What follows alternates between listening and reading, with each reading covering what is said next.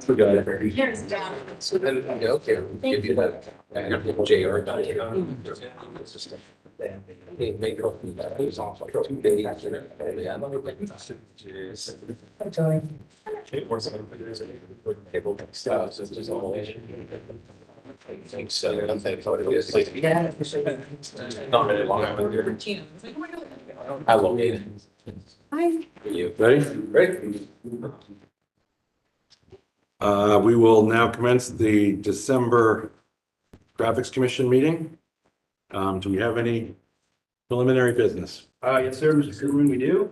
First of all, I just want to let everyone know that if you're in the audience right now for the BZA meeting, the BZA meeting will begin immediately after the graphics meeting. So this is the Graphics Commission meeting.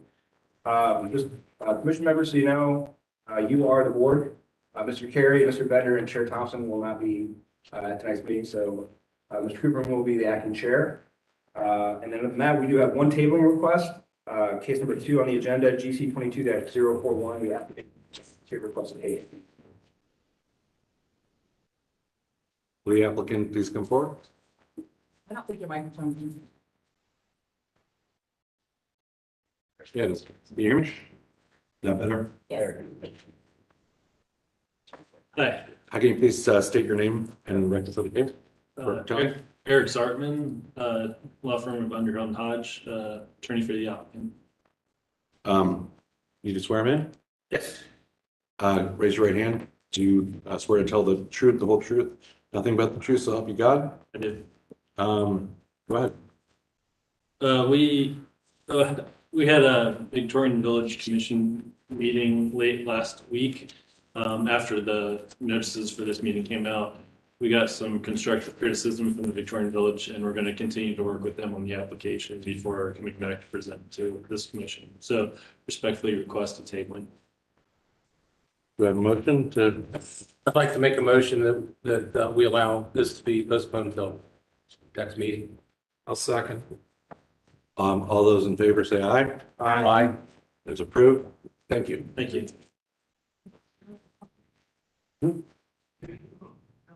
I'm gonna use that.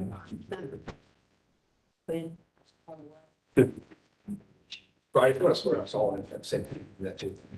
Say that again. If you want to swear the staff in at the same time, we can do that. You all want to right now? Sure, sure. Raise your right hand. Do you all swear to tell the truth, the whole truth, and nothing but the truth, so help you God? Wonderful. All right. Call the first case.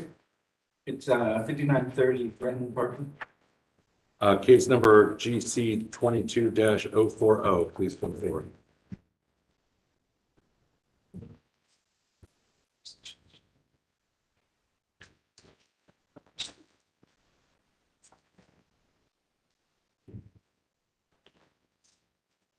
Can you please state your name and record for the case, please? Yes, Brent Myers, Casto, 250 Civic Center Drive, Suite 500, Columbus.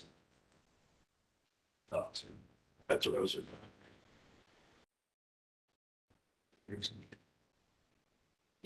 Uh-oh. There we go. Well, you have to recuse, you have to recuse. I don't think we're working on this project, to my knowledge.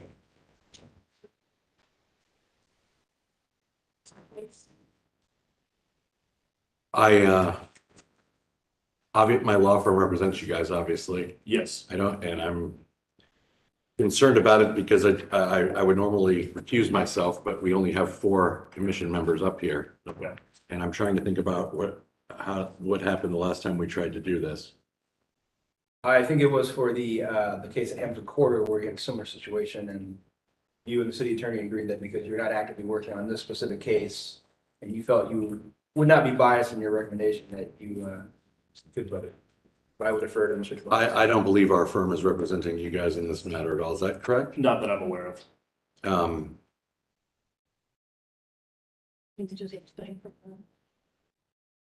You looking at me now? Thoughts? Yeah. I'm just waiting my turn here. I'm reading through my notes real quick just to make sure. Hold on one second. From my recollection, if I recuse myself, then we can't vote, but if I don't recuse myself, and it can pass with 3 votes.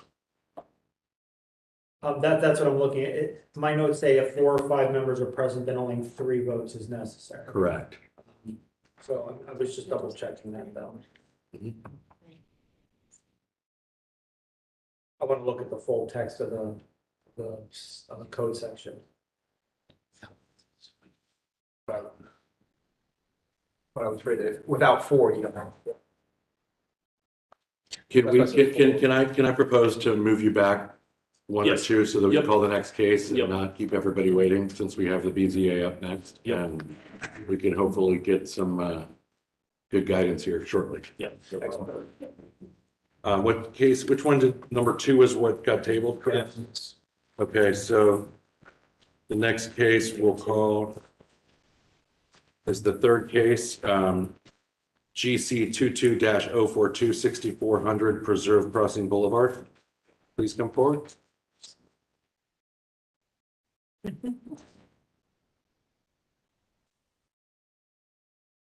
Okay, here we go. Back again. You're still under oath, I presume. Can you please state your name and record for the case again?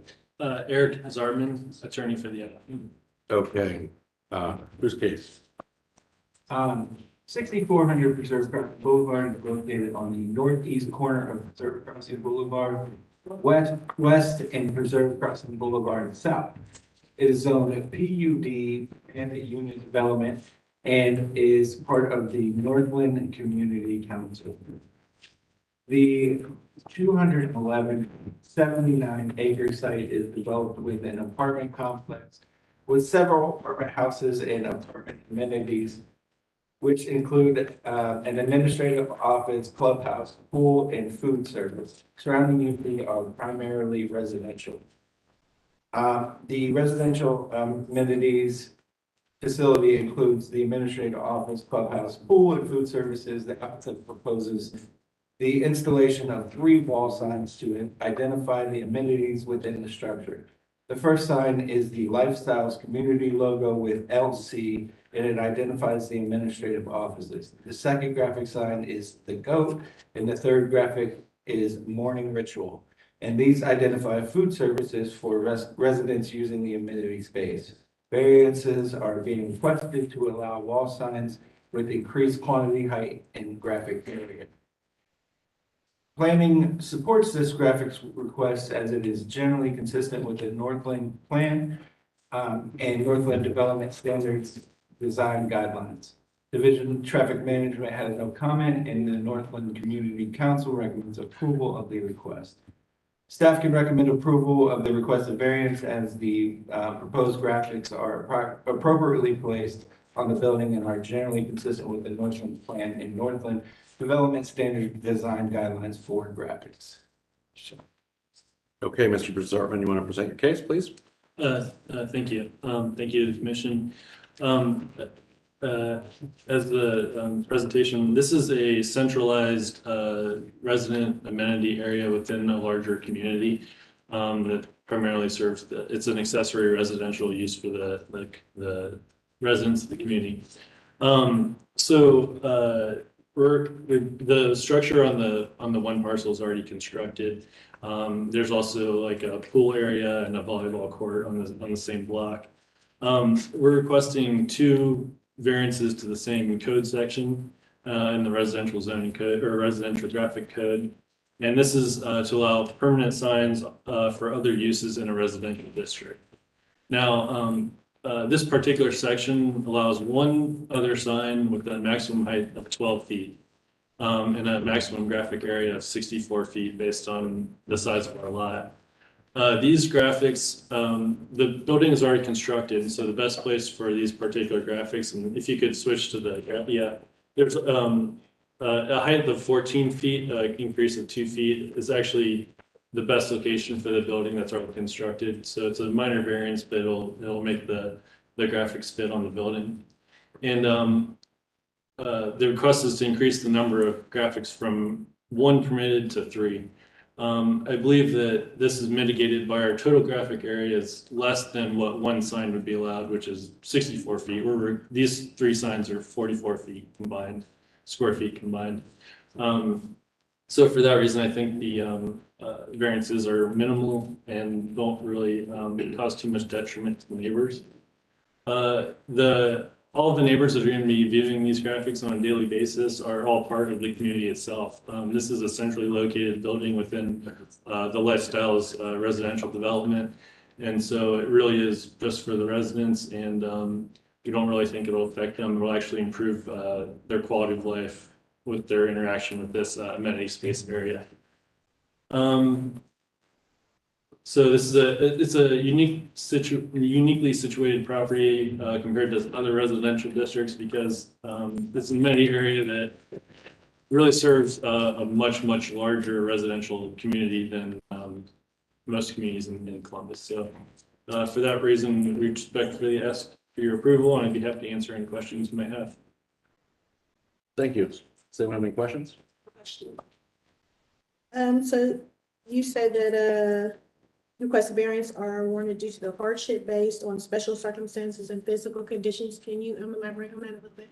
Yes, so the special circumstance here is what this particular property and how it's serving the larger residential community around it. As you can see from this picture, the whole community is one, not homogenized, but it's all one thing. So and it's so large that the special circumstance that this particular amenity space serves so many of the residents of this community, and this is why this amenity space is so much larger and has so many different operations within itself: administrative, food service, recreational. That we think we request this increase because this property serves so much more for a community than what a smaller apartment space might, amenity space for a smaller apartment might serve. Is this all residential Yes. surrounding it? I mean, immediately adjacent? Anyone? Go ahead. But I feel you've made a good case for variance. Adding it from the 12-foot limit to the 14-foot height places it perfectly on the building.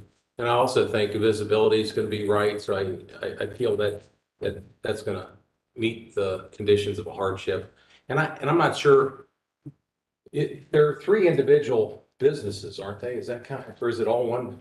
So wouldn't by Well, code? it's owned by one business, Oh, but there's okay. three different entities. Okay, I get it. Because if it was three different businesses, you could have three wall signs, but I totally agree with that. Yeah. You're under your total square footage for signage on that facade, correct? Pardon me? I said you're under the total square footage you're allowed. Yes, for this lot frontage with our building setback, the graphic area allowed for one of these signs would be 64 square feet, and these three signs combined is 44 square feet. Got it. Is there anyone else that wants to speak? Case? Please come forth.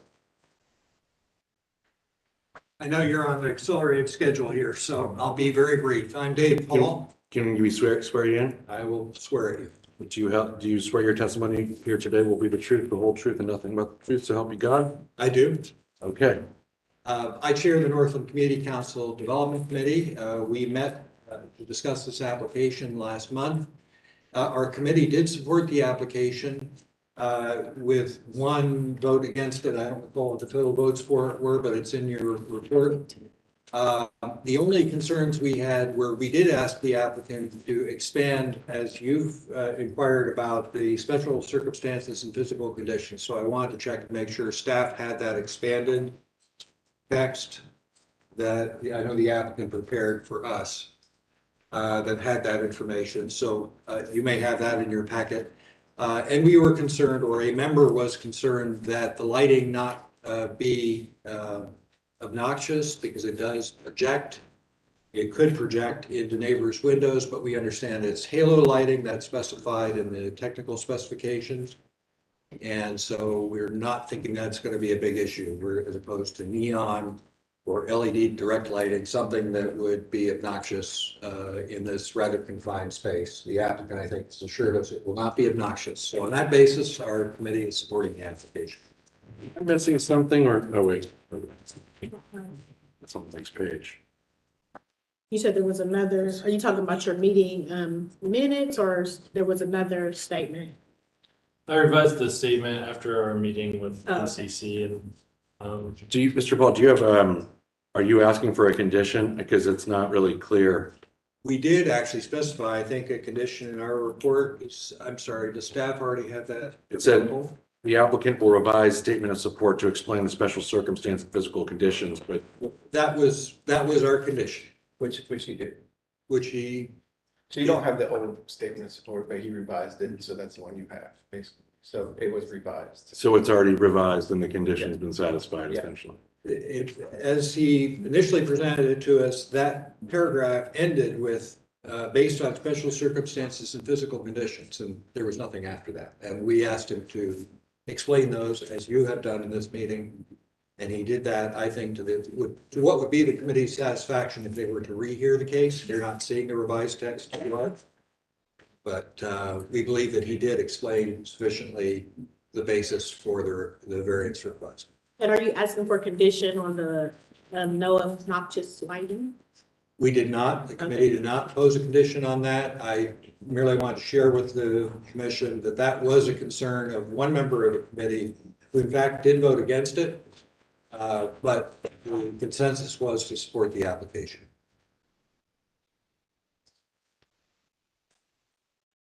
And I appreciate your time. Okay. Does anyone want to make a motion of the finding of fact? I'd like to make a motion to adopt as the finding of fact, the summary offered by the staff as well as the applicant. And that it is consistent with that summary. Second. Can I have a vote on the finding of fact, please?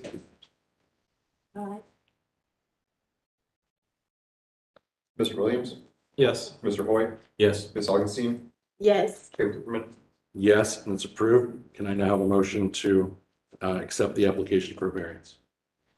I'll make the motion to approve the variance. The variance is plural,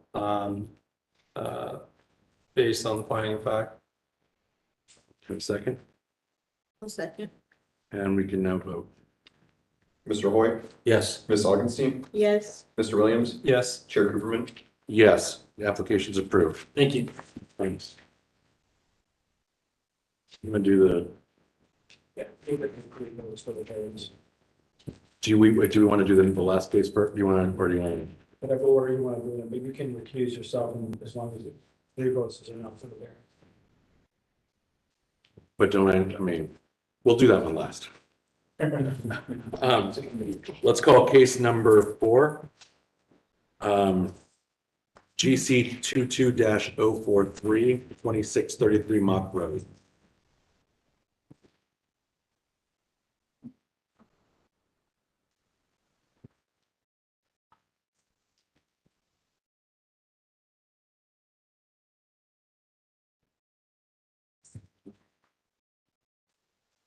Both want to state your name for the record, please?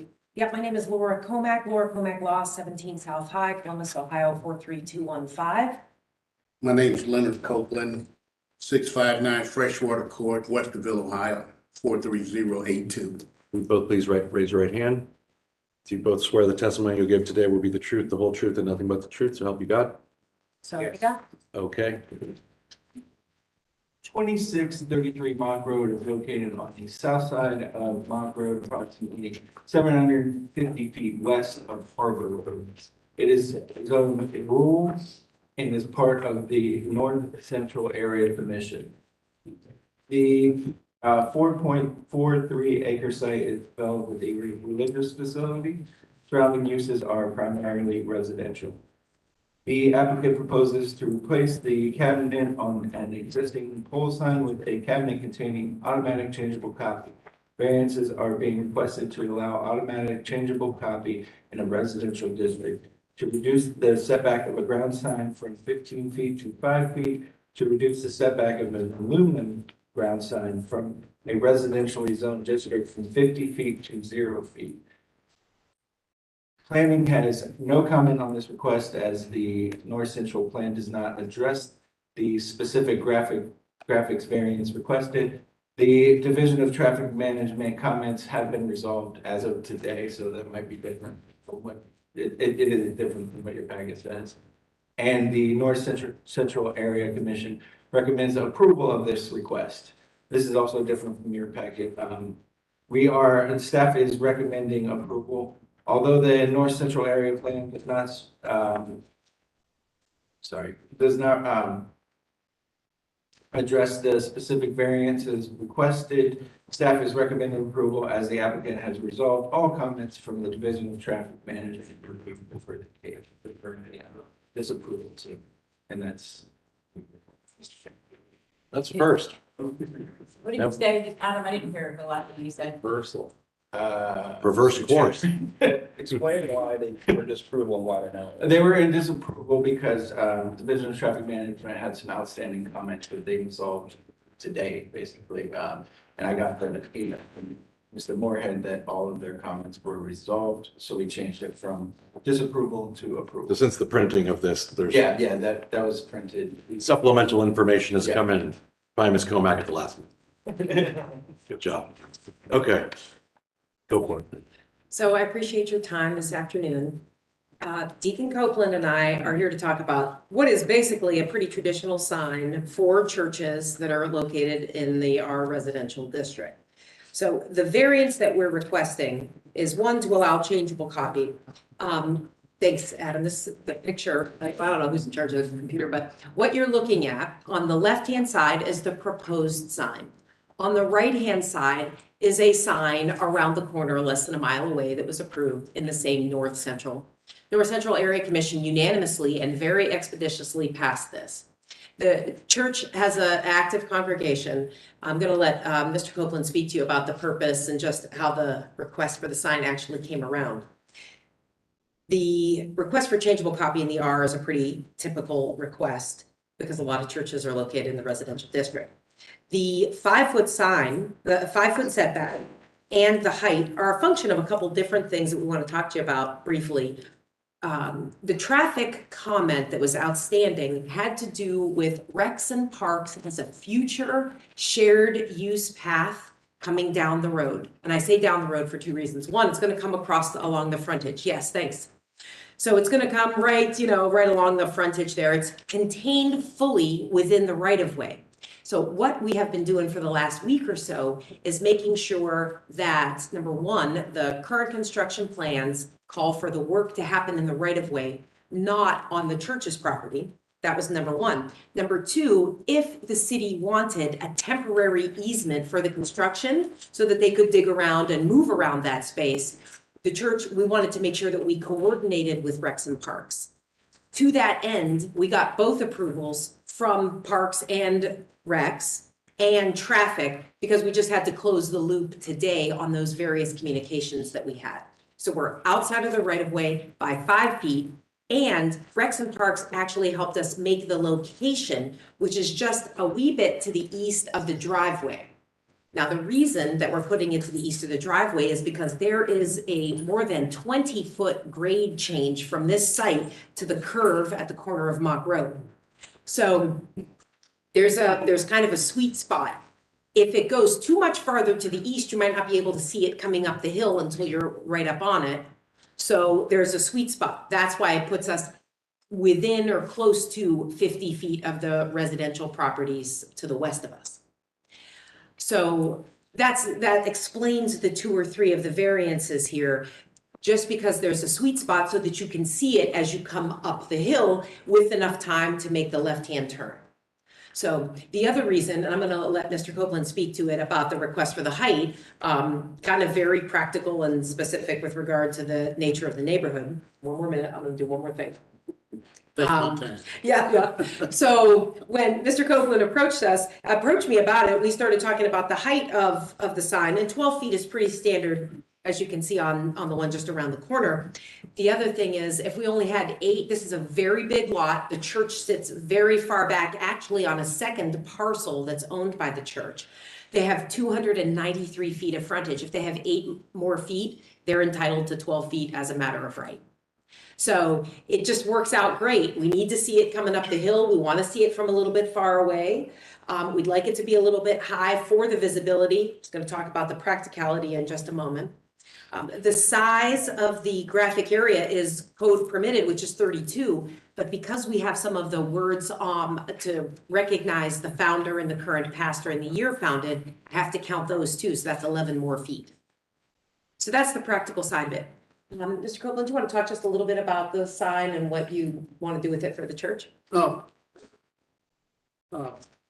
first of all, we had a member come to us several months ago and just anonymously, well, I don't know, it might not be a member, anonymously donate $12,000 for a sign to benefit the community. We're a smaller congregation, but we feel like we carry a big footprint in the Linden area. We have a lot of programs to help the poor. And my wife back there, she's her sorority, and she's a former teacher, a retired teacher. And they do a lot of things as far as meals and giving away clothing and different things to the community. But if nobody knows about it, you know, it doesn't make a lot of sense. So we want to get the word out. We also want to do PSA types of recognition type things, and also some basic messages to make some of those children, you know, who are running around there killing each other, and maybe not think they have alternatives to drugs. You know, we want to give them alternatives, and even if it's just messages about, you know, God loves you, we do too, or, you know, put down the gun, pick up a Bible, just a lot of other things. You know, you think we can do it. That sign is, we kept it simple. We went for what was already out there, doing a good job. Like Laura said, it's about a mile down the road. We figured, you know, why go through a bunch of changes and take forever to get it through the system. And it's very versatile type sign, has over 2,000 variations. You know, we can do a lot of things with it. The height that she wanted me to speak on was due to the fact that we wanted to prevent vandalism. We didn't want to turn around and kids just walking through and decide they want to throw a rock or a brick, even though the sign is lifetime warranty. But you know how that is, it's like lifetime warranty on your car, you know, until something happens to it. But Nope, I think that's. were there any questions? So I definitely hear your hardship. I just have one question, just some clarification for me. So the Rex and Park, their involvement, is that under the public improvements project? Is that, because I saw that it was 2 conditions, and you said you already cleared the traffic management, so. Correct. It was actually traffic looking out for the right of way, right? So, because they monitor and maintain the right of way. And they said, hey, you need to know about the Rex and Park. So they connected us, and we spent some time checking out the construction plans, understanding what they meant. And we were able to put it all together at the end of last week, and then on paper just today. So in here it says, this is obviously old, that an exhibit will need to be provided for the location of the sign, and that's already been done and everything's Correct. okay. Yeah, are there any conditions being requested now that it's recommending approval? Is there anyone else that wants to speak to the case? Okay. I have one more question. Sure. So the sign itself, the top part, is it all digital or is part of it static? The top part is where we have some, So that part's static? Okay, yes. great. Can I have a motion for a finding of fact?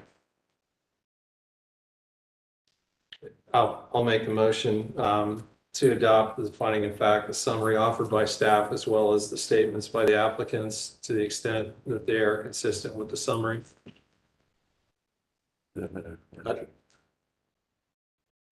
What's that? That The hardship does exist. You have a second? A second. Okay, can we vote on the finding of fact? Ms. Augustine, Yes. Mr. Williams, Yes. Mr. Hoy, Yes. Chair Cooperman. Yes, it's approved. Can I have a motion to accept the application as? I make a motion to approve this variance. Oh, with no conditions other than what's stated as the variances. Have a second? A second. Okay, can vote?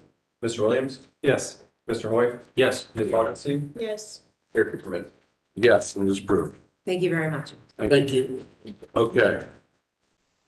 Back to case number 1.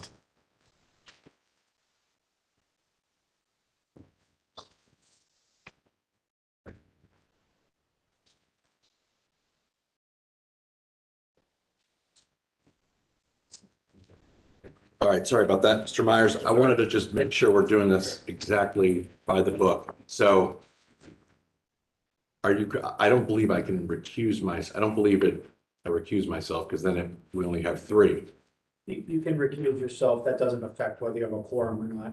You're recusing yourself for purposes of the vote only. It does not affect the quorum. And then if you recuse yourself, only the affirmative vote of 3 members would be necessary for the variance. Okay, so I can just sort of run the case along and then when it's time, I can just abstain. Yes. Okay, sounds like a plan. We've already sworn you in, I believe? No, I don't believe that's what it. Okay, can you raise your right hand? Do you state your testimony today will be nothing, the truth, the whole truth, and nothing but the truth, so help you God? I do. Wonderful. 5930 Britton Parkway is located on the southeast corner of Britton Parkway and Tuttle Crossing Boulevard. It is LC4 commercial and it doesn't have an area permission. The 6-acre site is developed with a shopping center and subsequent parking. Surrounding uses are a gas station to the north, an apartment complex to the east, Interstate 270 to the west, and a furniture store to the south. The applicant proposes to add a tenant panel to an existing non-conforming off-premise ground sign. A special permit is being requested to legitimize the off-premise ground sign. It should be noted that the graphics code limits the number of tenant panels on a ground site to 4. The applicant is proposing a 5th tenant panel. Planning supports this request as the proposed graphics package is consistent with the Columbus citywide planning policies, design guidelines regarding graphics. The design guidelines state that development should have unified signage, which is consistent with the proposal. The Division of Traffic Management had no comments.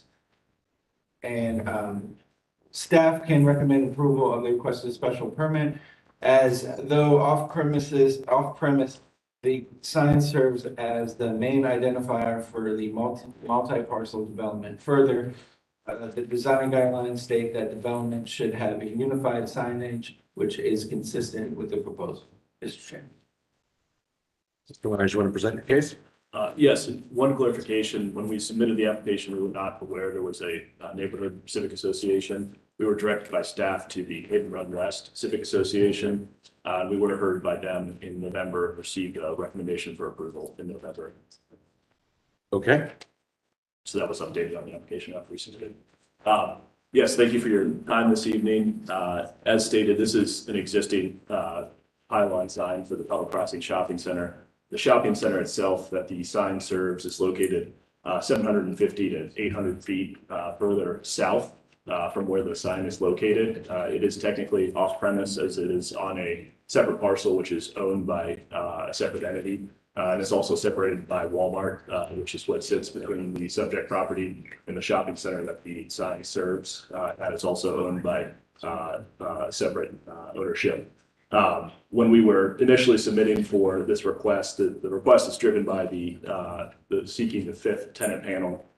We were initially thinking we would need a variance and realized that due to the fact it is off premise, we needed to actually, we were directed by staff to actually seek a special permit.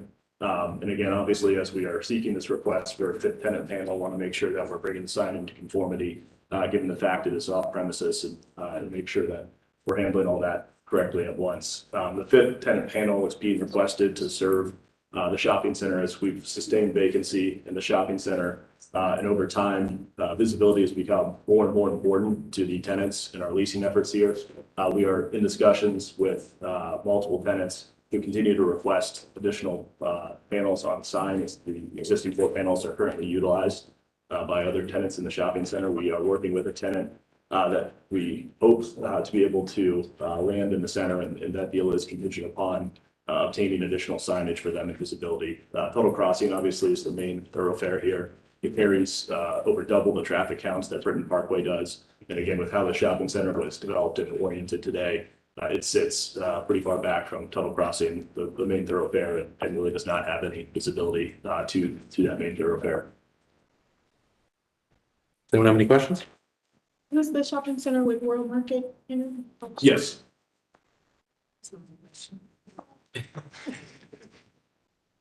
Anyone else? So all of the tenant panels on there are off premises, Correct. pretty much, right? Yes. It's sitting out on the edge, it's a marquee sign, Mhm. so everybody on there is in the same exact condition you are. Exactly, yes. Is there anyone else that wants to speak to this case? Okay, just a special permit, so we don't need to adopt a finding of fact, correct? For a special permit, I Yeah. can do that as well. Would someone like to make a motion to adopt the finding of fact? I'd like to make a motion to adopt as the finding of facts the summary offered by the staff as well as the applicant. And that to the extent that they are consistent with the full summary. And motion for approval? I'll second. And I'll make a motion to approve the special permit based on the finding of fact. Second? Anyone? Yep. Mike, okay? Anybody? Well, let's first vote on the thing of the finding of fact. Mr. White, Yes. Ms. Augustine, Yes. Mr. Williams, Yes. Chair Cooperman. I will abstain. It is approved. We now have a motion to, I think we already had a motion to approve it, so we can vote as well. Ms. Augustine, Yes. Mr. Williams, Yes. Mr. Hoyle. Yes. And I will abstain. It is approved. Thank you. Do we have anything else, or is that a wrap? Thank you, everyone.